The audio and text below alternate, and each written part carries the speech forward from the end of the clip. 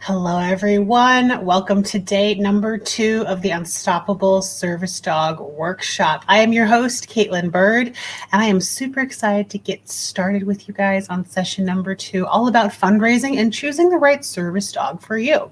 So there are a lot of general things that we want to be talking about when it comes to choosing the right service dog for you.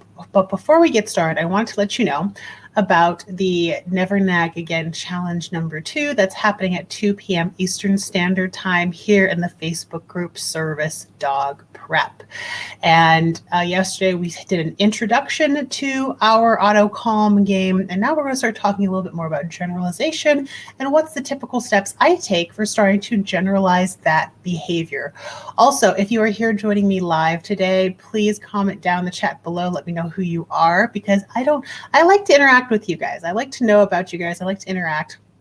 I certainly do not want to be staring at my plain white office wall, talking to myself. So feel free to join in. Let me know where you're coming from. Let me know who is here. Okay. Now, also, you want to make sure to give StreamYard permission so that I can see your name come in. Go to the top of the stream. There's a link that's for you to click on that link, give StreamYard permission, and then I'll be able to see you on the broadcast to know who's commenting down below from here on out on StreamYard. So before we get in, reminder, this is your free Unstoppable Service Dog workbook.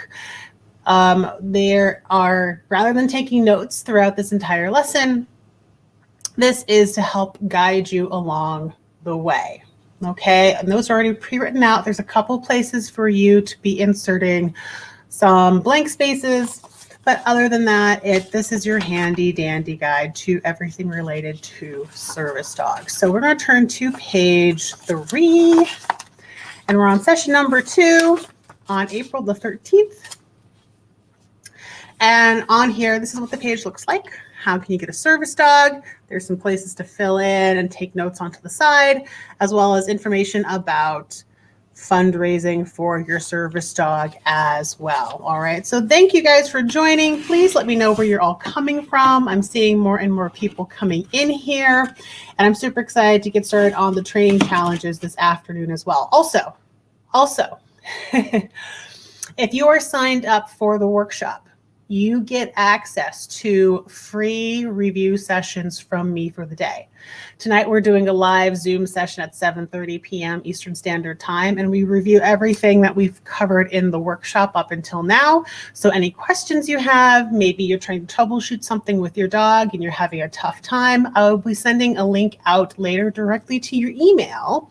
If you have registered, again, this is only for people who have registered for the workshop. So if you're looking to register and not sure how to do that, just reach out to me and I'm more than happy to get you on your way so you can join those private one-on-one sessions. Okay, so service dogs.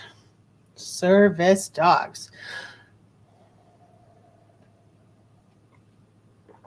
a lot of people who are training service dogs are brand new, right? Maybe they've trained dogs in the past.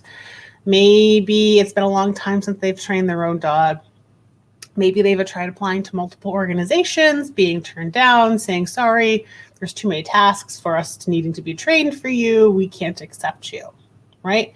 So these are all some possibilities that people have led people to want to go train their own service dog. And there's a lot of different places where you can get your own green service dog. Now, when I say green, I mean a dog. Hey. Make sure to click on the link above the live stream so I can tell who's commenting. And if you just do that once, it'll be like that for the rest. So I'll be able to see you forever. So there's a couple options for a green service dog, right? A dog that never been a service dog before. Maybe they've never had training before. And the number one thing that I see a lot of people looking for, because people are usually on a budget, right? People are usually on a budget and they want to look at a rescue dog. Okay, so Robin, nice to see you here. It never keeps you, Kelly. Oh, well, it should. Try again.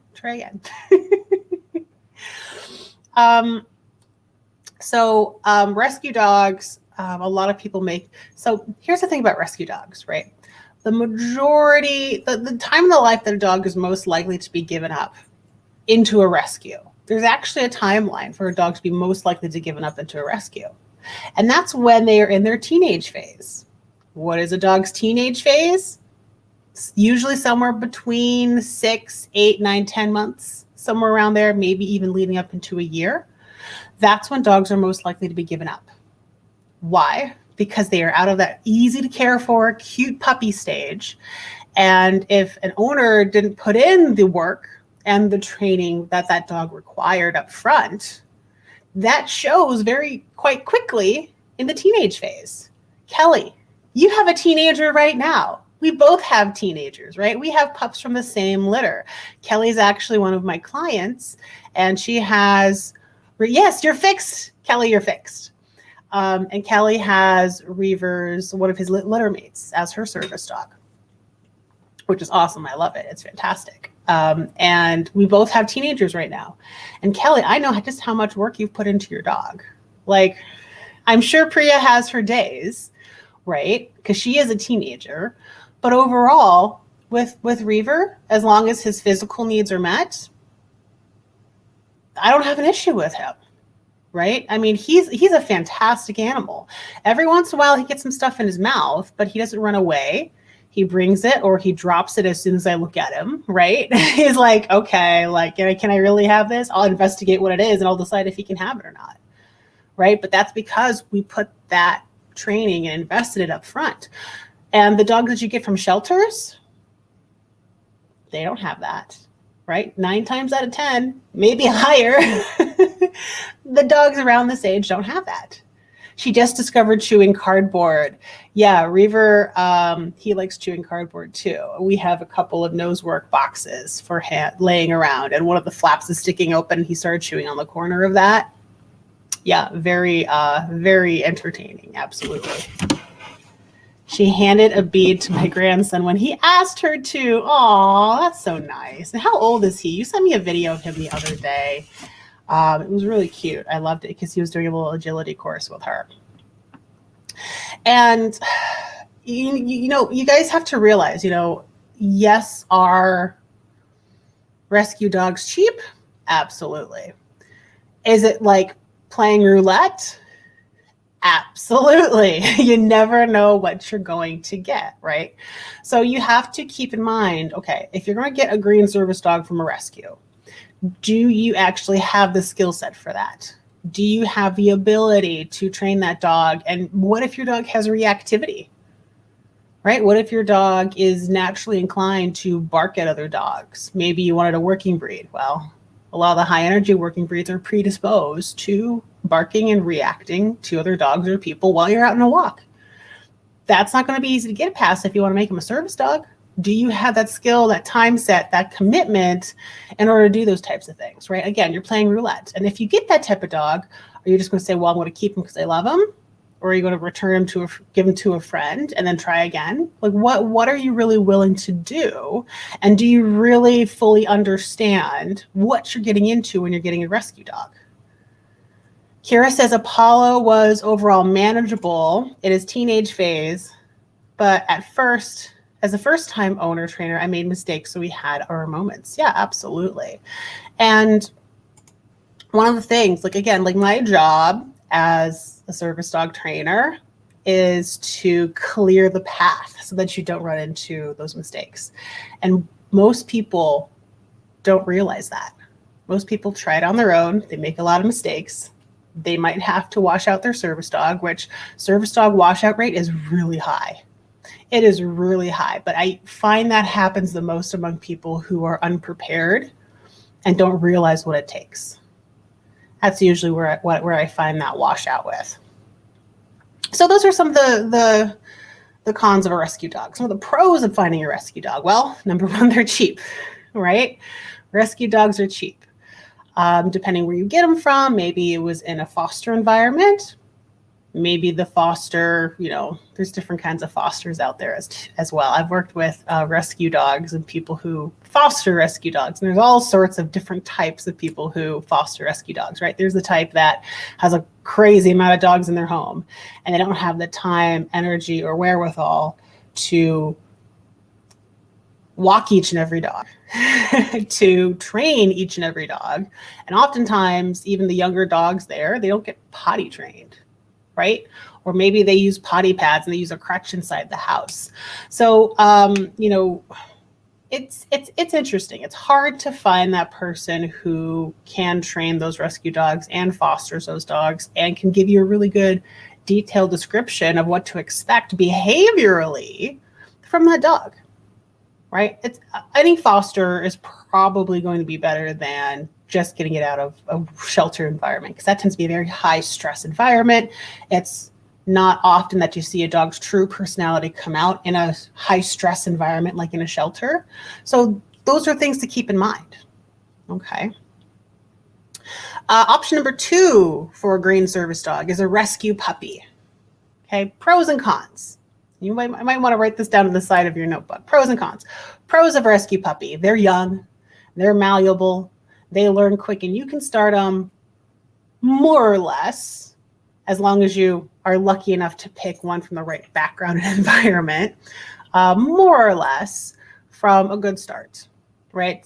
Some rescue pups come into rescue and are born into rescue. And I know this only one person that I know, unfortunately, out of the many rescue people I know, she is committed to raising puppies through puppy culture and getting them exposed to items and situations early on in life, and teaching them to be brave, and teaching them to explore, and teaching them that a lot of people, good socialization, well-rounded pups, right? But again, that is a rare and amazing person in the rescue area, because most rescues are just concentrated on adopting the animals out, not necessarily the quality of raising puppies in order for them to be super successful members of success society. And they're certainly not raising them in an idea of making them a service dog. Right? So there's some pros and cons right there as well. Some major cons that I find with rescue puppies is oftentimes they tend, especially if they come from, they were born outside of that rescue environment, maybe they were picked up somewhere else in a different environment, and they were already born, they already have traumatic experiences, right? In order to get into that rescue environment, either something had to happen to get them there, and in that process of getting them there can be very traumatic for puppies as well. Also, depending what age they are. Are they in a fear period? Did something scary happen when they were in that fear period? Right? So that can set them back. So do you have the wherewithal and ability to bring them back from that? The second big drawback I find from rescue puppies is that oftentimes, especially if they're mixed with the breed with sensitive stomachs, there's a lot of pit bulls in our area, and they have very, very sensitive stomachs. It can be hard to find a food that makes them feel good, and they can have runny diarrhea for weeks. And if a dog isn't feeling good, you can't train that dog. At least ethically, you shouldn't be training really hard, right? And they're not going to learn very well if they're not feeling well anyway, right? So you need to get your dog's health in. Someone says, my pup had puppy culture. Awesome. That's great. Make sure to click on the link above the live so you can give StreamYard permission, and I'll be able to see who's commenting. But, again, rescue puppies, is your puppy already 8, 9, 10, 11, 12 weeks old? Another 3, 4 weeks, your puppy is almost out of its critical learning period. Have you been able to get that puppy out to socialize? No, probably not. He could be contagious with something. He's not feeling good, right? So there is a lot of risk in any kind of rescue dog. Now, if you're lucky enough to find maybe a friend needs to rehome a good dog, you can definitely get lucky, right?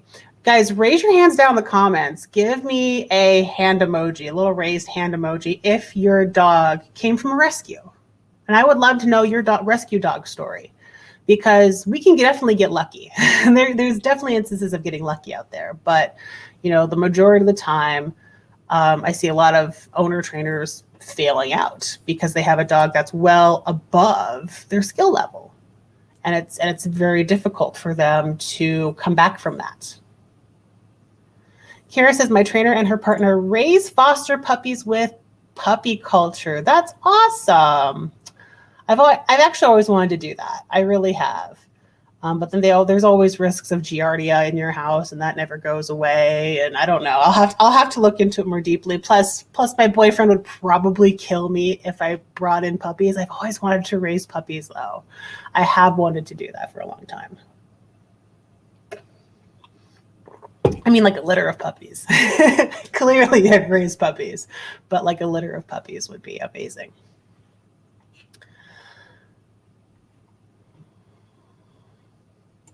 Okay. Yeah, give me a hand up if you currently have a successful service dog that's a rescue, because I would love to know your story, because every story is unique. Even there are common themes, but they are unique. So number 1, a green service dog you can get, rescue dog. Number 2, rescue puppy. Number 3, you can potentially, and I don't see this happen very often, but potentially a family member or friend may offer to donate their dog as your service dog. Of course, everything get written contracts for everything, because you don't want to fight back and forth with, hey, I said you could have my dog, but I want him back now, right? I changed my mind, right? You want everything written out. But on rare occurrences, I have seen people like, maybe someone has a trucking job they just picked up. They need to work more hours, later hours. They can't bring their dog with them. Maybe it's a large breed dog, right? And they're not able to bring that dog with them. I've seen truckers with like little small dogs before. I haven't seen one with a fairly large dog. But in the past, this was a similar situation where someone needed a service dog. Magically, who knows how, the dog had the right temperament.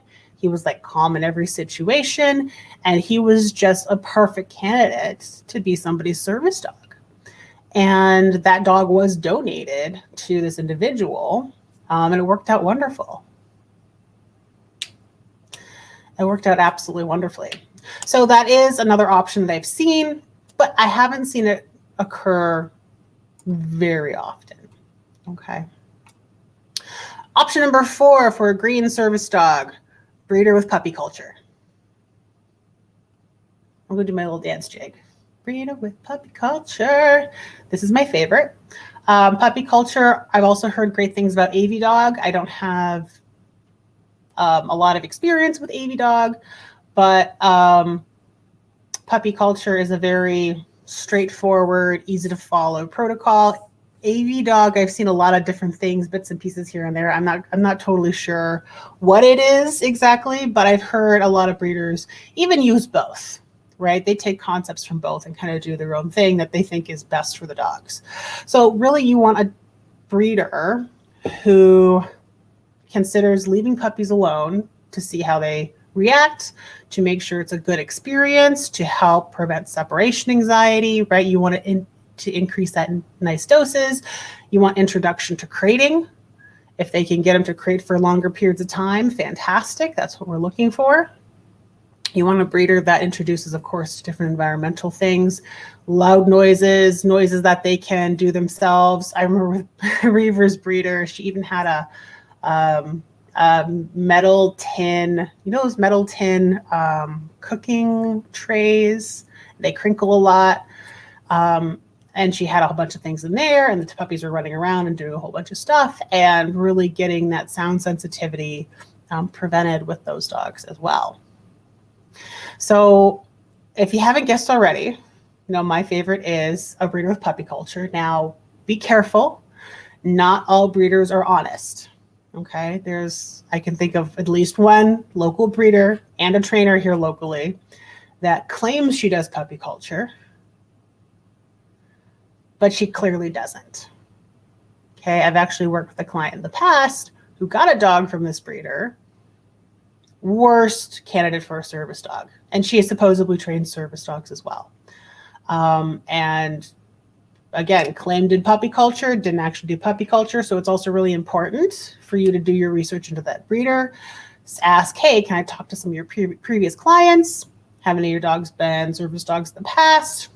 How are they doing? Can I talk base with them? I want to make sure I can troubleshoot and set my dog up for success to see what roadblocks maybe they hit on their training journey, right? And if that's something I should prepare myself for so that we can avoid those training blocks in the future.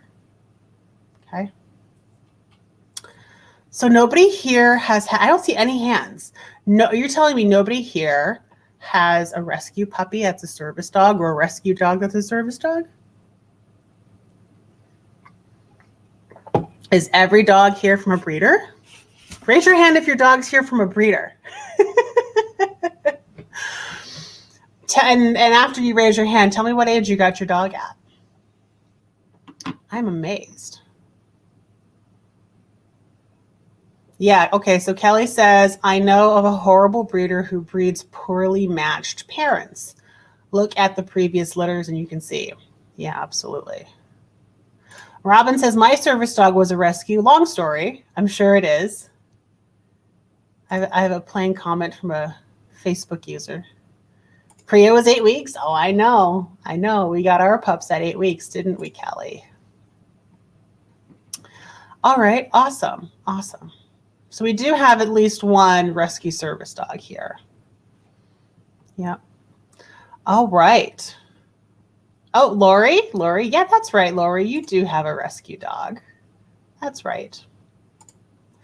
Okay, so those are kind of your options for green service dogs, right? Because chances are we are all here today because we've already gone through the possibilities of applying for other organizations, or maybe there's no organizations near you, or, you know, whatever. Everybody has a little bit of a different and unique story. I'm sorry, Reaver's just having a dream next to me. He's doing some heavy breathing. He's really cute. Kira says, I got him at 8 weeks from his breeder. Breeder did some stuff with the puppies, but not as much as she said. Yeah, I'm sure that affects. I'm sure that affects the training that you've had to do down the road with him. That's cool. That's great. What kind of tasks are they doing right now? All right, so the next section on our handbook. Again, this was sent to your email if you register for the workshop. If you do not have it, or if you need to register for the workshop, get in touch with me and I will be happy to get you in on the game, because we're also doing a 7:30 p.m. Live recap tonight. It's a private one-on-one session with me in Zoom, and the only way to get that link is through your email and by being registered for the workshop. So 7:30 p.m. Eastern Standard Time. I cannot wait to see you guys there, okay? Don't forget it. Don't forget it. So section number 2, we have options for training. 4 options. We have program dog, we have a self-trained service dog, we have a board and train, and we have train with a professional. Okay. Some people like to use different areas too. So option number 1, program dog. Okay. So a lot of people, and this is why a lot of programs exist for training dogs for people with service dogs, have programs with puppy raisers to raise the puppy for 16, 18 months before they go into their official tasking training. Okay. And, you know, some pros is that you get the dog for free. That is a huge pro. Oh, she's doing DPT. That's awesome. That is a huge pro, right? Free dog. Free dog. Now, of course, you do. Now, some of the cons of the free dog is that you have to meet some strict guidelines in order to receive this dog, if you are to receive that dog. And if you meet those strict guidelines, a lot of people don't meet those 2 guidelines, then you need to go through typically a couple weeks of training with the dog in order to understand how to work together as a team. Okay. And sometimes people don't have that time to do 2 weeks straight, staying there day in, day out. You know, you have a job, you still need to support yourself financially. And some people opt out of that as well. Okay. And in a lot of these programs, as I mentioned earlier, maybe you have too many tasks that they need to train for this particular dog. And they're going to say, you know, they're going to deny you because of that, with how their program works, right? So then that leads us into option number 2, which is self-training your service dog. I'm sure all of you are doing that here right now, right? So self-training your service dog has a lot of pros and has some cons, right? Cons, it's not free. right? It's not free. Dogs are expensive. You can pay anywhere from $1,000 to $2,500 for a well-bred, well-raised, well-chosen personalities of a dog, right? And you'll have to, eat that out of your pocket. And even then, there's no guarantee that your dog is going to make it as a service dog, right? So, where does that leave us? Well, so, pros, dog gets to grow up with you, right? You get to shape it and mold it how you want to. Cons are if you don't know what you're looking for, you might be shaping and molding the wrong thing, right? Or I see a lot of people coming to me who have raised their own service dogs who have started with like basic obedience, but now they're starting to nag their dogs, right? Down, down, down, stay, leave it, heel, right? And we want all those things to be done automatically. We want it to be natural, easy breezy for our dogs. That's how a service dog should do it. That's what makes a service dog different than a pet dog, right? And, also have to think about, the health of your dog. You have to make sure you work with a really good vet. Ideally, you choose a trainer before you even choose a breeder so that you two can work together as a team, find the right breeder that you both agree on. The trainer can then work directly with the breeder to make sure they really understand what you're looking for, what kind of temperament you need, what's going to work with your lifestyle and your personality, right? Because there are people out there who like high drive dogs, and there are some high drive dogs with really good trainers who are also their service dogs. But for the majority of people, that's not going to work, right? Because your skill set, your practice doesn't meet what that dog's going to need, right? And a lot of these dogs, they can push your buttons. If you don't know how to react in the moment when something happens, they're going to learn fast. And you're going to learn fast that, oops, shouldn't have done that, right? Because these kind of dogs learn from one repetition. And if you're not prepared for that, you're setting yourself up for failure as well as your dog. So the majority of owners find success with lower energy dogs, calmer demeanors, handler focus, right? Steady temperaments, and dogs that don't get super excitable. That's where most people need in order to train their own service dogs. Okay? So, So we covered program dogs, we covered self-trained service dogs. 3, there's board and train. Okay. Some trainers offer boarding for more than just a few weeks. I am not one of them. Although Kelly, I'm sure, do you want to switch pups for a minute? Kelly is really good at agility. Reaver gets excitable. He can get excitable real quickly, but she's also really good at agility, whereas her dog, Priya, is very good and calm. And Priya needs some training in service dog work, and Reaver needs some training in agility work. So we're on opposite coasts, but you want to switch for like a few months? We could like try some things, and you can train him and I'll train her, and then we'll switch back. So anyways, back to the board and train. Yeah, Kelly's like ready to trade. Ready, let's go.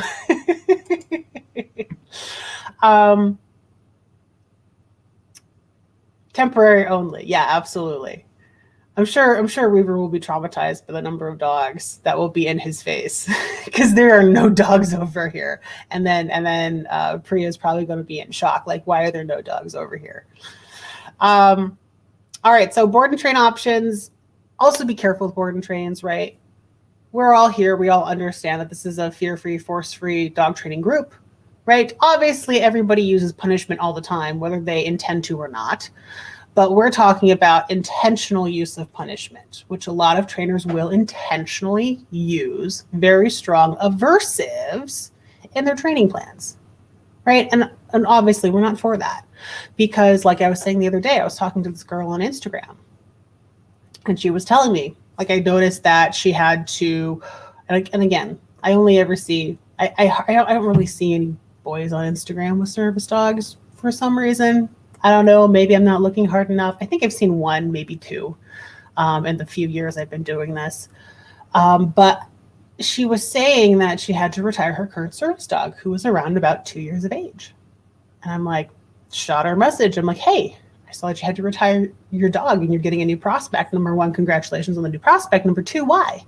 Why do you have to retire your dog? I'm doing research. I'm talking about, I want to kind of know more why people decide to wash their dogs out. And of course, this person uses prong and shock collars primarily in her training. And they had a long break for COVID, like everybody has, and they started trying to train again. The dog did not want to work. The dog did not want to do service dog work. The dog was not having a good time. I don't know specifics, right? But that should never happen. That should never happen in your training, right? Your dog should enjoy going to work with you. You guys are a team. It shouldn't be something that they have to do and you have to drag them along, kicking and screaming. You should never have to wash out a service dog because they don't enjoy their work. That's ridiculous. And that's really a huge drawback from training that's heavily based on aversives. And just because we can do it doesn't mean we should do it, right? There's a lot of other fallout from those types of aversives. You never really know what you're going to get when you use things like electronic shock collars and prong collars and heavily rely on those. You never really know what you're going to get, whether it's aggression, depression, or escape avoidance behaviors. Guess what? That dog was escape avoidance. Like, hey, I enjoy being a dog much better than whatever the heck you're trying to make me do out here. So I would just rather be a dog. Understandably so. Understandably so, right? So, be careful with the board and train options. There has been a huge influx of aversive-based board and train options out there. You can go onto their websites, look at their videos. It all looks super impressive. Oh, 2 weeks, your dog is healing. In 2 weeks, your dog can sit and down and stay. But if the reality is most of these videos are sped up, and if you look at how fast the dog is actually performing these sits, down, stays, comes, it's a slow pace because they don't want to, they have to, right? They don't want to, they have to. Robin says, I strongly feel the aversive destroy the trust between the handler and the dog. They absolutely do, because what they specifically teach you is to pair especially the electronic shock trainers, to pair the tapping of the zap to get attention with your voices and cues and commands. There's no way to avoid that connection of, I know that zap's coming from this person. That breaks bonds. And we are lucky that these animals are domesticated, because you try that with any other undomesticated species, lions, tigers, bears, oh my, oh, you're only going to get a couple of taps before they swat you, before they get frustrated, before you are minced meat. And we are given so much grace with these domesticated species. It's lazy training. It really is lazy training. We do it because we can, not because we should, right?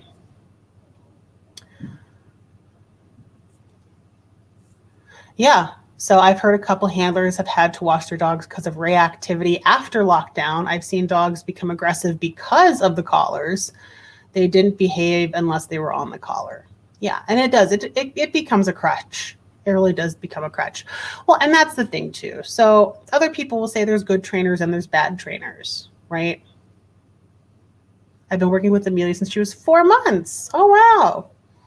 Okay, so she was already at 16 weeks. She was out of her critical stage. Interesting. Where'd you get her from, Jules?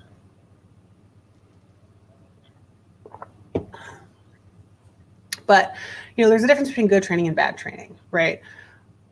This is from Denise Fenzi, where she says, the majority of good trainers, whether they call themselves balanced or force-free, are doing it the exact same way, more or less, right? I've been told to put Mine on an e-collar. Yeah, I know. You've told me. Oh, a breeder in Puerto Rico. Okay. That's a long time to stay with the breeder. Okay. But yeah, I mean, there's good trainers and there's bad trainers. There's people who understand behavior, and then there's people who kind of understand behavior. They say, oh, the 4 quadrants, so I use them all. I'm like, well, have you heard of side effects? Like, do you know why to use one and not the other? There's also people who vary, based on ethics, right? We can go on this in another day. But really, just be careful who you go to at the board and trains, right? Be careful. Make sure you really understand who it is and ask the hard questions. What's going to happen to my dog if he gets the answer wrong to sit down, stay, whatever? What are you going to do if he gets it wrong? What are you going to do if he gets it right? Right? And if you don't like that answer, go to another trainer, right? If something feels off, it probably is off. All right. And of course, number 4, so options for training, we've covered program dog, self-trained dog, board and trained dog, and training with a professional, right?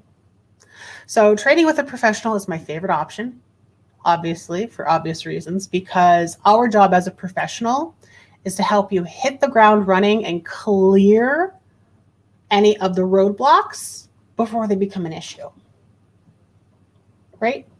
If I see that I have a handler choosing a puppy with a high focus on handler focus, right? I'm going to want to make sure that they know and they understand about crate training and play crate training games and build up that confidence for duration and staying away and leaving and not making that a fun experience rather than a reason to panic. Because there are dogs out there that have high focus on people and they panic when they leave. Right? Reaver's a moderately handler-focused dog. He's moderately handler-focused, meaning that he notices when you leave, but he's not going to panic for the duration that you're gone, right? And I did have to go super, super slow with him for crate training because for moderate handler focus, it can go either way between developing separation anxiety or not. So I really took my time, and now he can stay in the crate for 4 or 5 hours at a time. He does get lonely in there. He does want to see his people. I've heard him cry like, Mom, come back. But it's not panic, right? It's more like, I'm lonely, I'm bored, please let me out, right? It's more like that rather than panic of being inside a crate, which is what he came to me initially with by himself, right? Okay, so Jules says Amelia is moderate handler focus. Kira says, I'm so glad I have the trainer I do because she has really helped pave the way for Apollo and I to be successful. That's awesome. That's awesome, Kira. That's great. And and honestly, hire that professional before you ever get a pup, right? They need to pave that way. They need to start educating you before you even get that pup because, this is now your job, okay? All right, now let's delve into a little bit of fundraising by show of hands. Indy says, Priya does not worry if I leave a room at home, but does work a tiny bit if I leave the office on an errand. She's much better though. Okay, interesting. I mean, you do spend a lot of time in the office. That's for sure. Well, I'm glad she's getting better. So, fundraising. How many of you here still need to do fundraising by show of hands? Comment down below. Give me a hand emoji. Do you need fundraising? Do you have enough money set aside to take care of your dog if they are in an emergency?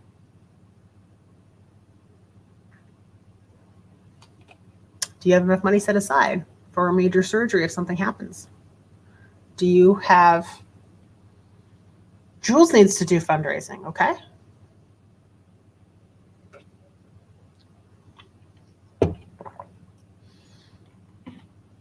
Because you need to make sure that you have these things ready and taken care of for your dog if something is to happen, right? And God forbid something does happen and you need to start fundraising for another dog and start the process over again. Insurance adds up. Yep. Yeah, Reaver's insured. He's insured because I know we want to be doing some high impact activities with him.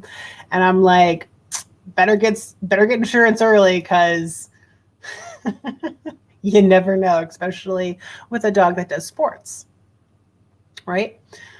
Okay, so if you still need to do fundraising, did you catch yesterday's live at 4:30 about Kelsey O'Neill? She has been in the past, one of her previous jobs was to professionally fundraise. And okay, no insurance in Puerto Rico. So then you need those funds, right? Need those funds. So if you didn't get to watch Kelly's professional fundraising, she gives you tried and true information that she used to raise, get this.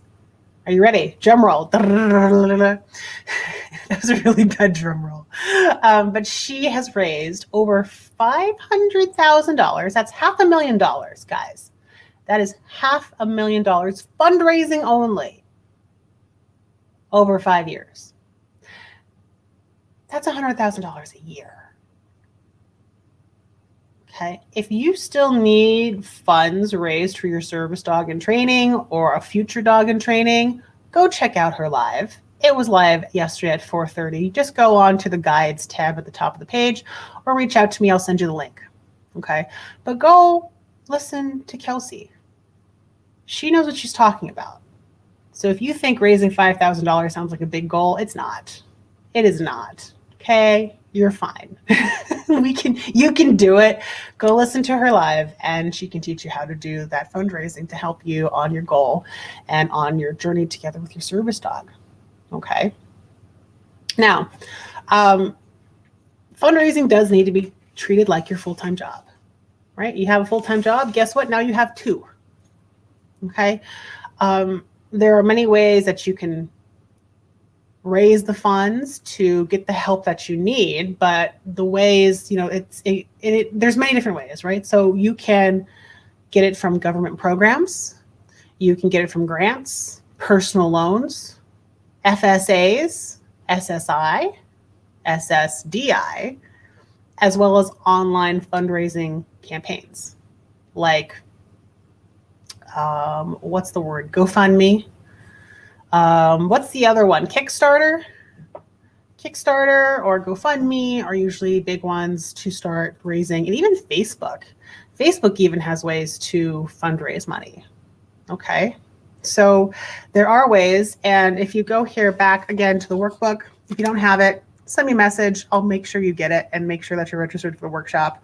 But down here, there's also links in the PDF file that you can go to check out the different grants, things about SSI and SSDI. Even young kids can qualify for SSDI. There is an age limit, though, in order to qualify to start getting those funds for that service dog. This can often be for children with autism, but check it out. Okay, go check that out. And again, you have to treat it like a full-time job. Have you guys ever fundraised before? And it could be for like church bake sales or whatever. One of my current clients is doing different types of sales of products that she makes in order to sell and fundraise for her own mobility service dog. But guys, again, raise your hand. Raise your hand. Let me know if you've ever fundraised. Kelly says yes. Kelly, what did you fundraise for? What was that process? Jules has for church. Yep. Churches fundraise. Yep. And believe it or not, that's a great place to go to ask for help. Ask your church to help you fundraise for your service dog. Right? Awesome. Margaret. Hey, Margaret, you're here. Awesome to have you. Never that big amount. Yeah, it can be scary, right? You might have to raise $30,000 if you don't currently have a dog to prepare for yourself, right? And of course, you have to treat it professionally too. You can't go dipping into that bank account, right?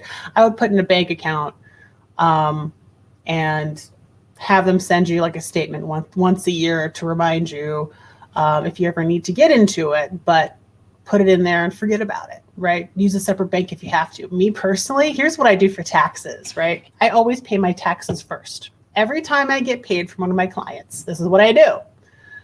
And I actually learned this from a book called Profit First. And as soon as I'm ready to pay myself, I have separate bank accounts. Like it's kind of like envelopes. And I divvy it out, the total amount money I pulled in for the week. And I say, okay, 25 to 30% goes into my taxes account. And as soon as it goes into my taxes account, I call up my bank. I say, hey, can you do a bank to bank transfer for me? Push all that money into this other bank account. I have no idea how much money I have in that bank account until the end of the year when I have to pay my taxes. And then at the end of the year, when I have to pay my taxes, go to my bank, I ask for balance, I go over, I go to my H&R Block, and I say, hey, let's do our taxes. And they tell me how much it is. I take it out of that amount, and whatever I have left over that I didn't pay for the year is actually my refund. I refund money to myself because I take it out earlier in the year, so I don't have to worry about it and be frantic for taking all that money, right? All right, we got a lot of comments in.